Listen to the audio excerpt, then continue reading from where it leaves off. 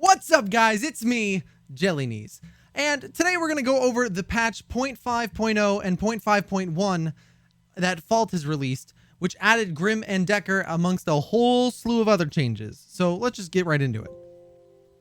So, Decker got added to the game. I will never stop saying this enough to Strange Matter and anyone that's watching.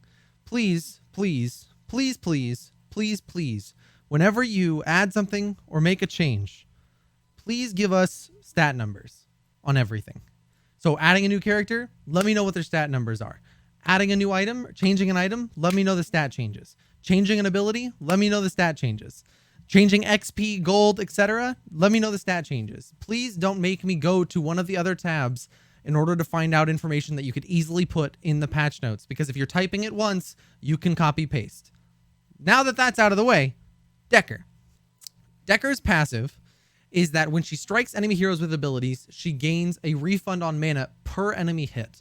So because her Stasis Bomb and her Ion Bot both have an AoE effect to them, she can actually gain a lot more mana back per hit, which is really nice. So I'm glad that that's her passive, because she is rather mana hungry.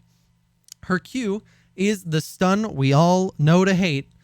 Decker lobs her Ion Bomb that explodes in a small radius, dealing tons of damage, by the way, and stunning anyone that's there. It also bounces off of units. So, of units and terrain, which is super good. Next on is her E. She summons an Ion Bot that slows any enemies caught in it, and then after a delay, it lets out an explosion, dealing energy damage. It can also be reactivated early, doing less damage, but still getting that damage out in case somebody was going to leave. Think of it as a smaller version of Muriel's E. It's basically the same principle, except you can pop it early to do more damage. Now, her right mouse button is her Ion Boots, which lets her jump up into the air and just a slight bit forward. This could help her get over some small obstacles, like on the side lanes in particular. She can get up those little ramps that normally nobody could without using the stairs. So I think this is useful, but not overly crazy strong as well. Then her ultimate is Ion Fence. Decker deploys a shield basically around an enemy or around a group of enemies that blocks movement and enemy projectiles while allowing allies to pass through and shoot through, which so huge ultimate there that can be easily chained with a Steel ultimate or a Gideon ultimate as well. They know the builds aren't working right now, so don't worry about that. And they're going to add skins for Grim and Decker for the Season 0 pass at a later date as well. Next up, we got Grim. Grim got added to the game as well. Very interesting rework that they did on Grim here. They made it so that he costs energy instead of mana, and then they gave him basically different modes or different stances that he can use that each have their own effects. So his passive is that he's got energy instead of mana, and his basic attacks apply Surge, which after basically it's 4 shots of Surge, you do a damage bonus to whoever you're hitting. It has to be 4 consistent shots. What it says here is it says that it's 3 stacks, and then on the 4th shot, it explodes. That's the weird caveat here. So it's technically a 4-hit passive, not a 3-hit passive. Then we have his Q. His Q is a little bomb that he can shoot out, but that has varying effects depending on which stance he's in. So we'll come back to the Q after we go over the stances. His E is his stances. He's got Ion mode, Acceleron mode, and Electron mode. Ion is your base mode, so this is the mode that you're going to be in a lot of the time. Your basic attacks and your Surge, so your passive, grant additional energy. So if you're running low on energy, you can easily switch to this mode, build some back up, and then switch back into one of the other modes to deal the final damage or chase or whatever it may be. Acceleron mode grants him stacking attack speed every time he shoots. This attack speed is not gained when you hit something, it's just for shooting. So you can shoot 5 shots at nothing and gain the attack speed at the moment right now. I don't know if that's intended or not, but I do want to let you guys know that that is something you can do. Then you have Electron mode, which is that your basic attacks gain additional range. This range at level 1 is about a minion's width, and at level 5 is like 1.5 minion to 2 minions, depending on where you're standing on the map. So the caveats to Acceleron mode and Electron mode is that each shot costs your energy. So if you shoot too many times, you can't cast your Q or you can't cast your right mouse button. So there's a fine-tune aspect of switching your stances and switching your modes that you're going to have to get comfortable with in order to use Grim to his fullest potential. Now that we know the 3 modes, let's go back to his Q, so his Ion mode, his base stance, is that he fires a lobbed projectile and it damages enemies and pushes them in a direction. So if you land it right in front of somebody, they'll get pushed backwards. Behind them, they'll get pushed toward you. So that takes some skill to do, but once you get it down, it could be a great tool to escape or keep somebody from escaping either way. Your Acceleron mode fires a projectile in a straight line. This one is not lobbed like your base Q. This is a straight line, and when it connects with something, it explodes and deals a slow to all enemies in its general vicinity. Very strong when you're chasing somebody down because you can just apply that little bit of extra slow to help you and your team catch up to them. His Electron mode fires a projectile that pierces, shreds, and damages his enemies. So it pierces minions, so it just shoots straight through minions. Then it shreds energy armor on top of it, and then does a metric ton of damage to people. This is the Q that I found does the most damage and is the most consistent when you're using it as well. So now we'll go down to his right mouse button. It's the same as it used to be, that you can activate a shield that blocks one ability. The thing about this ability that's very misleading, and I hope that they do change, is that in order to use your right mouse button, you have to have 50 energy. At level 1 and through level 18, you only have 200. So you're using effectively a quarter of your energy to stop one ability, and then it goes on a 10-second cooldown. Whereas, so if you're auto-attacking in one of your other modes and you run out of energy, you don't have a shield to use. If you do block an ability with it, you gain 80 mana back, or 80 energy back. So I see what they're trying to do. They're trying to make it that a mid-fight you block a clutch ability to gain a little bit of mana or energy back. But it doesn't feel that way in game right now. And truthfully, I hope they get rid of the mana cost and just lower the amount returned to 30. Basically, it's you're cutting off the cost and changing the refund to match. I think that would feel way better and would give Grim kind of what he needs right now in something that he can consistently use to help him get out of dangerous situations. His ultimate is the same as it used to be. Lock onto an enemy, fire projectile after short delay, goes through minions, monsters, and terrain, does not go through other heroes that you didn't target, however. So you need to make sure that you're aiming at somebody that nobody can just body block in front of. The weird thing with this, and I'm not sure if it's intended, is that Grim's ultimate, the wall of Decker's ultimate, it does not pierce through that. So you do need to wait. I'm pretty sure that's not intended, but it'll be interesting to see what the devs say on that, because it should pierce according to this, but her wall is kind of interesting in that it blocks projectiles as well. So it's something we'll have to look at and figure out at a later date. I will be going into much more in-depth guides for Grim and Decker, so make sure you guys are getting subscribed for that. But let's move on to the rest of the patch notes for now. At the moment, and today is the 8th, the moment Grim and Decker are locked off to Season 0 pass holders. However, on Friday, the 11th of September, they will be accessible to everyone for purchase. So I think they're lots of fun. But definitely, if you haven't unlocked other people, I do think that at the moment there are people that are better than them that you could unlock that would be more beneficial. We also have sound effects on the comm wheel. So when you're pinging things to your party, it actually has a sound effect that'll pop up now, signaling that your team should look at the ping to see what it was being said. I think that's great. I don't necessarily agree with this change, but I see what they're trying to do. They turned 5-player stacks back online and said that there is now an internal MMR system, which is a match-made ranking system, in order to match these 5 stacks with other 5 stacks and also skill levels, hopefully with other of the same skill level. It doesn't seem to be working as intended, so hopefully they get that fixed soon, but I do understand that there's a need for wanting players to play with 4 of their friends. So I'm 50-50 on this one. We got a couple lighting changes, which is good. We got Twin Blast idle animations are fixed in that he doesn't idle while he's ulting anymore. It's the weird bug that made it look like he wasn't actually doing anything, even though he was. We do have a handful of bug fixes, but I do want to get down to the hero fixes and changes. So let's go to Boris right now.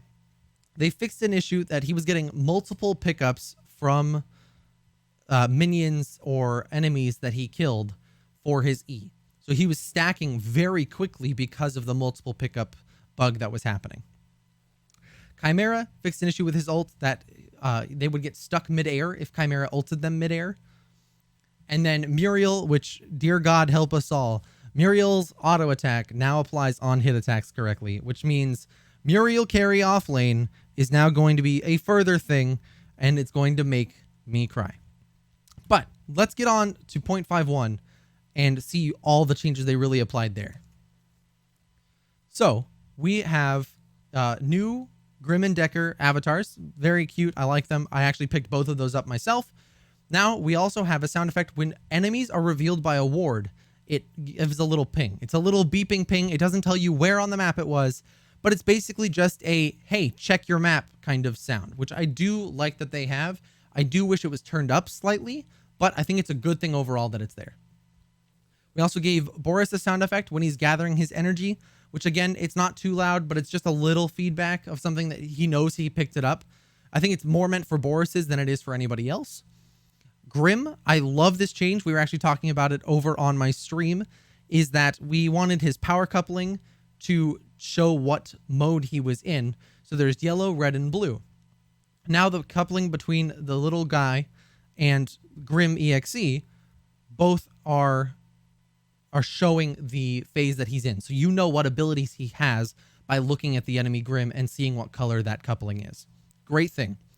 The login music says it's going to play at the correct volume, but for me, I don't have login music anymore, which is sad, but at least it's not blowing my ears off either, so it's a 50-50. Here we go. Now we've got the changes, and these are going to get nuts real fast. So Warlock's Aegis, slows now break the spell shield, as they should. That's a fix. I think that's a great thing. Slows weren't triggering the spell shield before, and so basically they were blocking 2 spells, which never felt good. They have new cast time and delays. Excuse me. So there's a new animation that would help basically streamline that process of casting things in quick succession, which I think is a great fix. They fixed Boris's right mouse button animation when he's tethered to something or when he's stunned. And they fixed Gideon's auto attack animation. They fixed an issue that Grim's shield didn't block Countess's ultimate at all. Damage nor CC. So that definitely needed to be fixed. There is still another one with Kai's ultimate on Grim, but we'll talk about that in the Grim video. We've also got Chimera, who was inconsistently being able to ult people because the suppress wasn't working correctly, which always felt bad. And then now Muriel's issue got resolved in that she was giving decaying move speed instead of static move speed all at once. I think that's great. Good changes, good fixes there so far. Melee minions. We got a little bit of something here, right? A little bit of stat changes. Gold increased from 28 to 35. This is just giving the jungle minions a little more gold. I'm not sure the junglers needed it, but as a jungler myself, I appreciate the extra gold and I will happily take it with me. Raptor now has 30% physical armor penetration, which is huge because that means that first Raptor can't just be the carry in the jungler because they're not going to be healthy enough to go through in most cases by themselves. You're really going to need the support carry jungler mid laner, and hopefully your offlaner can come in and help as well, depending on their situation. Now we've got some item changes. The stealth emblem, which is your basic ward, has a cooldown increase, but also a duration increase. So I don't think the cooldown increase was necessary, but the duration increase was definitely necessary. Too many times did it feel like I just warded and it was gone already. So having a full 2 minutes on that ward is going to be huge, especially now with the sound effect that's added to it. Warlock's wares, the energy pen per favor decreased, thank God, because in the world that we live in with Raptor, right, getting 2 stacks every 5 minutes if you're on top of it correctly, means that you're going to have 20 to 30 favor points into your stuff by mid to late game. When you do that and you have half a point of energy pen on your boots, that's going to give you essentially 15 energy penetration by mid to late game, which is a lot for your boots. So I'm glad that they're putting that in half. So now you're only going to have about 8 energy penetration. Still a lot, but enough that it feels a little more in balance. Mana Lens, which is great. This change is incredible. They lowered the energy power because the item's called Mana Lens. It didn't give mana. It gave mana, but it didn't have scaling mana. And that item with the name like that should. So they changed it. They lowered the energy power, and they changed it that the scaling is no longer on energy power. It's instead 25 mana per favor, which I think is a fantastic change. Energy Cell and Mana Matrix both got cost changes, and that's just toward the end of making Mana Lens a better item. That transition is a little bit better. Apocalyptic Epitome now got its passive increased, which is huge because I think this item is good, but wasn't good enough to take till later in a build, and now could start creeping into that third item, fourth item range. So Apocalyptic Epitome got its health threshold increased from 30% to 40% max health. So now you're going to do extra damage to people under 40% max health, which is really healthy, actually. When they're that low, that's a huge thing for somebody to do extra damage to you. Cursed Remnant, the trauma duration is increased from 3 to 4 seconds, and the cost was decreased. Again, another great change. The trauma is going to help keep those healers a little bit further down but not too much, just by 1 second. I think that's a really good thing. King Castle got nerfed, and it's a warranted nerf because I felt like King Castle was being taken in too many instances.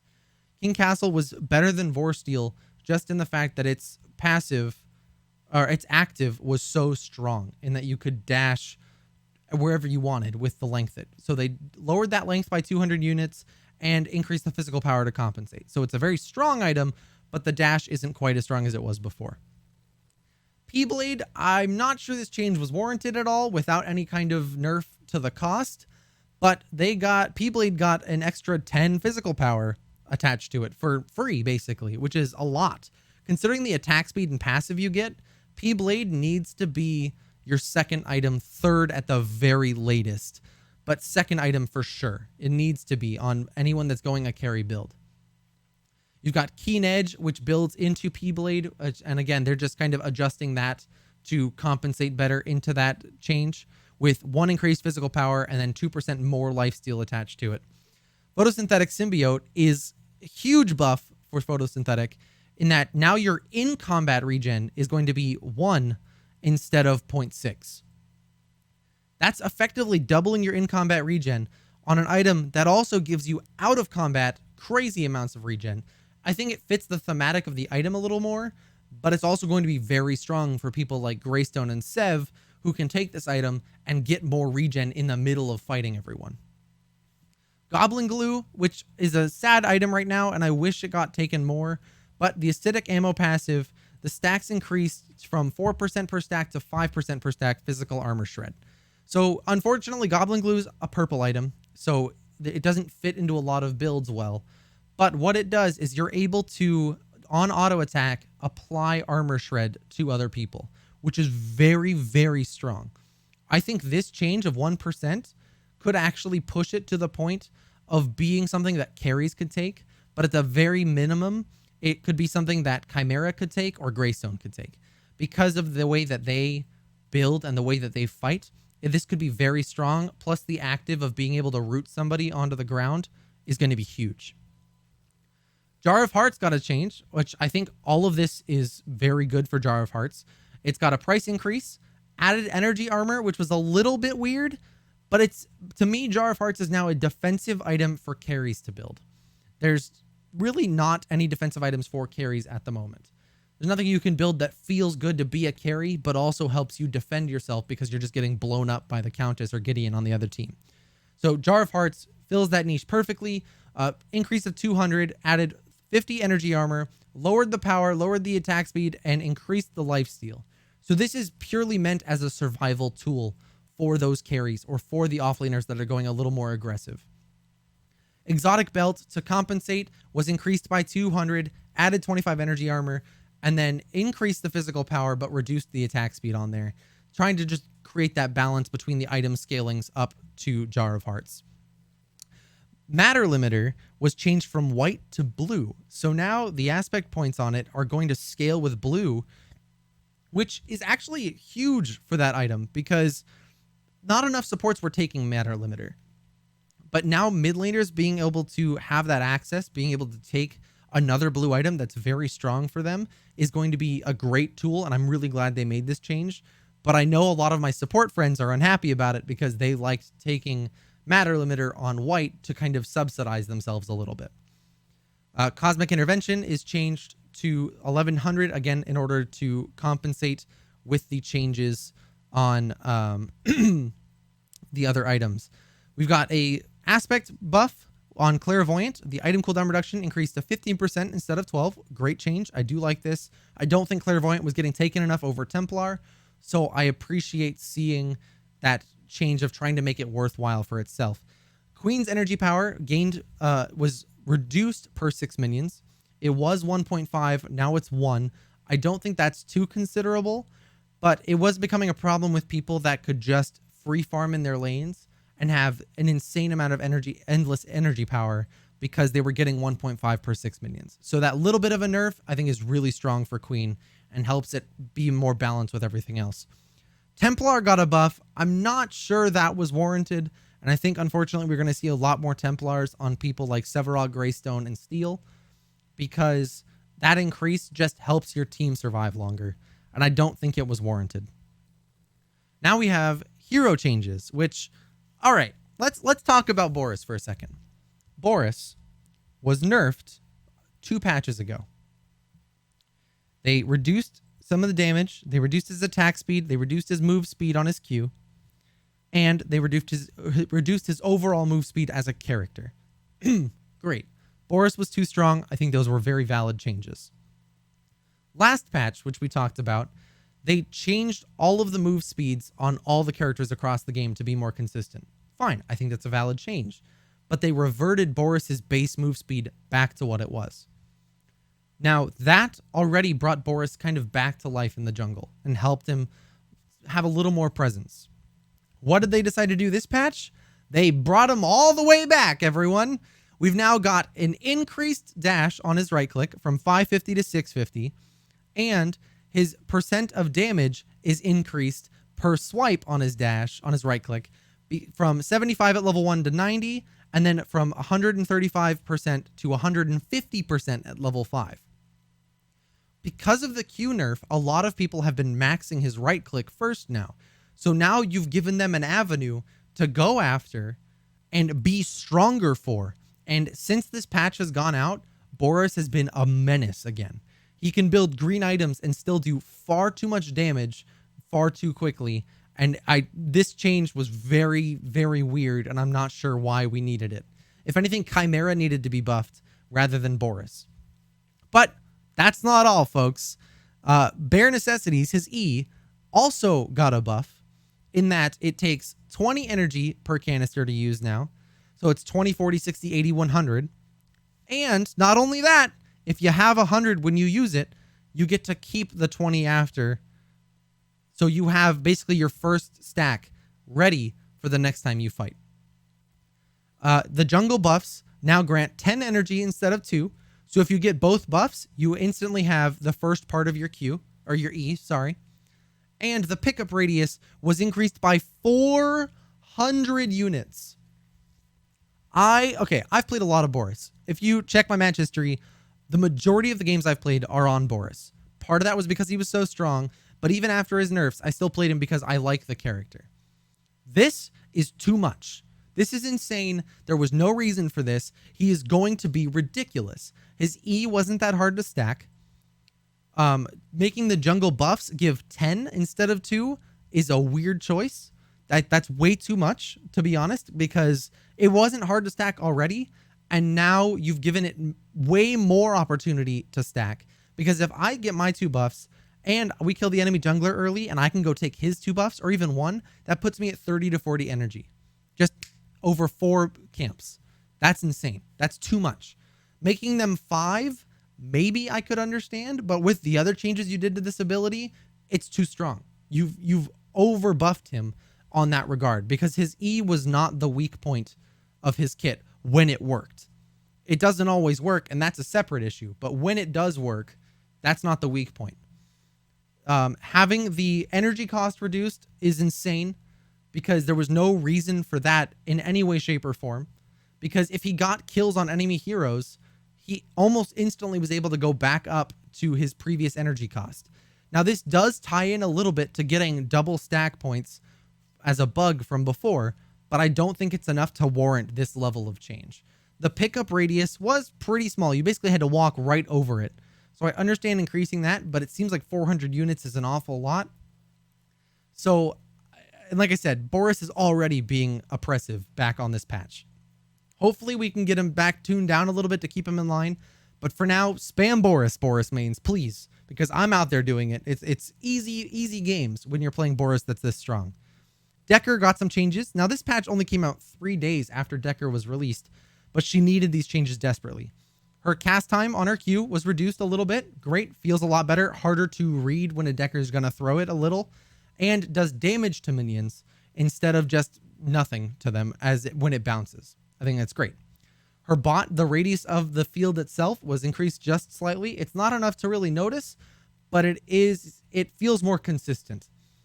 Her R, the ultimate increase, I'm not sure was needed, but I guess it's okay. From 3 to 5 to 4 to 6 seconds. So it's 4 at level 1, 6 at level 3, which is an eternity. And because you can't shoot projectiles through it, or your team can't assist you once you're in it, if you get caught in that and you're not tanky, you're pretty much dead at 6 seconds. It's just insane. Now we have the horizontal distance increased on her right click.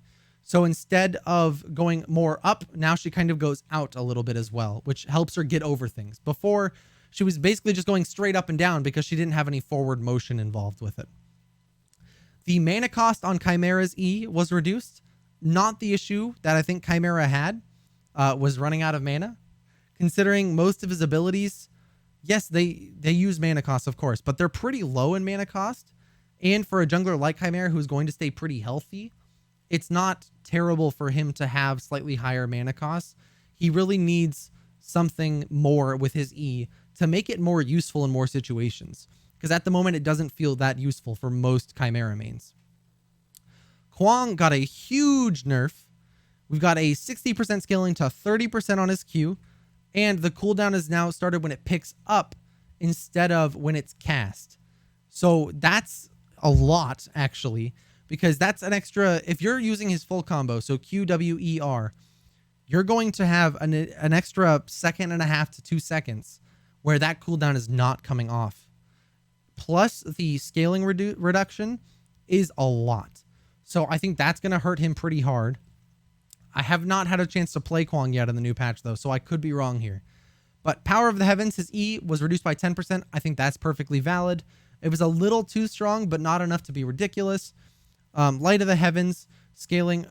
I don't know that I agree that his right mouse button needed scaling reduction when the sword was out, but okay, I guess. I think that Q change was probably most of what he needed, but 10%, it really isn't that much. It could be like the 30% on the Q, and it's not. And then his ultimate, having a 90% scaling instead of 100%, I'm willing to accept that as well. His ultimate did a lot of damage, always has since release. So overall, I think good changes for Kwang, but very, very strong nerfs for him as well. Murdoch got an early game buff, which is really good.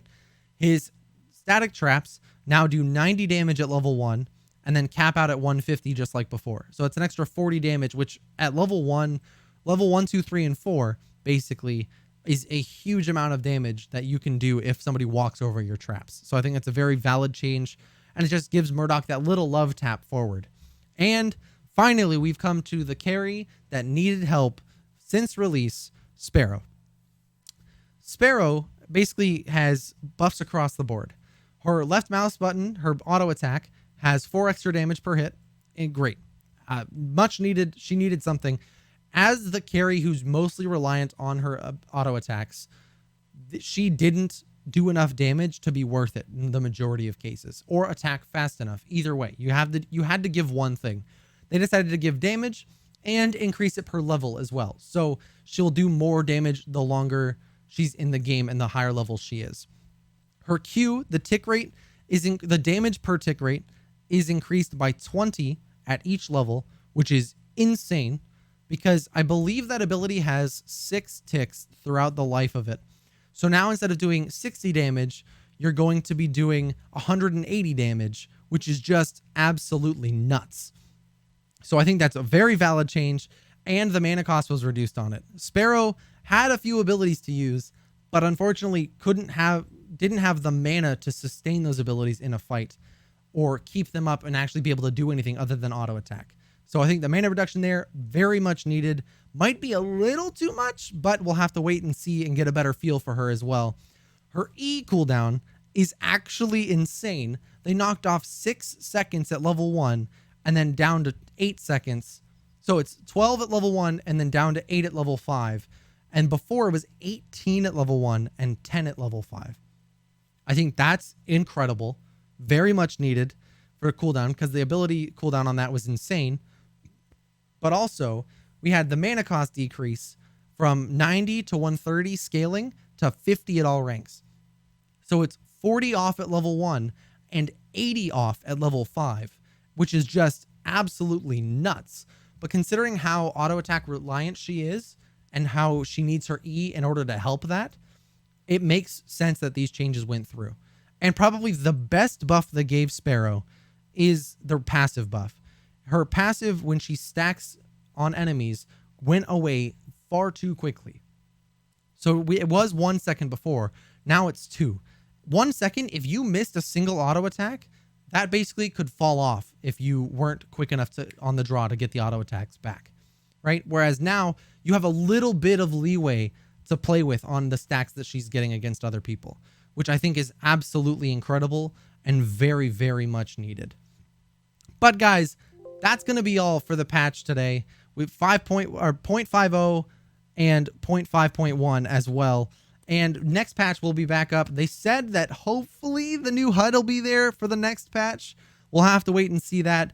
But as always, guys, thank you so much for hanging out. Please hit subscribe. Let me know what you thought about the patch notes in the comments below. And I'll see you guys later this week with those Grim and Decker videos.